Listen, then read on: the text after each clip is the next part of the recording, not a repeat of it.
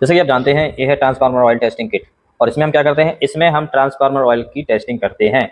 ये transformer oil है और इसको हम इस किट में टेस्ट करते हैं और उससे हमें ट्रांसफार्मर ऑयल की बीडीवी यानी कि ब्रेक डाउन वोल्टेज मिल जाता है, जिससे हमें ये पता चल जाता है कि ट्रांसफार्मर ऑयल अभी यूज करने लायक है या नहीं। लेकिन टेस्टिंग के समय हमें एक प्रॉब्लम देखने को मिलती है। होता क्या है कि जब भी हम ऑयल टेस्ट करते हैं तो हमें ये दो इलेक्ट्रोड के बीच में डिस्टेंस को एडजस्ट करना होता है। ड्राइंग में भी आप देख सकते हैं ये दो इलेक्ट्रोड लगे हुए हैं, तो हमें इसके बीच में डिस्टेंस कितना रखना होता है, यानी कि दो इलेक्ट्रोड के बीच में डिस्टेंस कितना रखना होता है।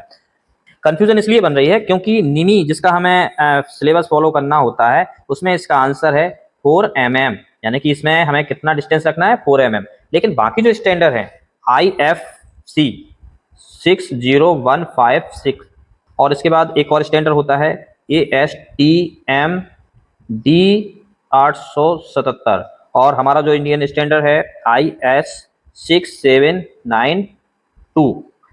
इन सभी स्टैंडर्ड में आपको जो डिस्टेंस मिलेगी वो होगी 2.5 mm। ठीक है, तो इस तरह से हम कंफ्यूज हो जाते हैं कि इसकी डिस्टेंस हमें कितना रखना होता है, 2.5 रखें या 4 mm रखें। यदि आपने इन दो इलेक्ट्रोड के बीच का डिस्टेंस है गलत तरीके से सेट कर दिया तो आपको जो रिजल्ट मिलना चाहिए था वो रिजल्ट नहीं मिलेगा और आपको इसकी रियल बीडीवी पता नहीं चल पाएगी। लेकिन अब आपको कंफ्यूज होने की जरूरत नहीं है कि डिस्टेंस कितना रखना होता है, 4 mm रखना है या 2.5। हम आपको इसका आंसर देने जा रहे हैं।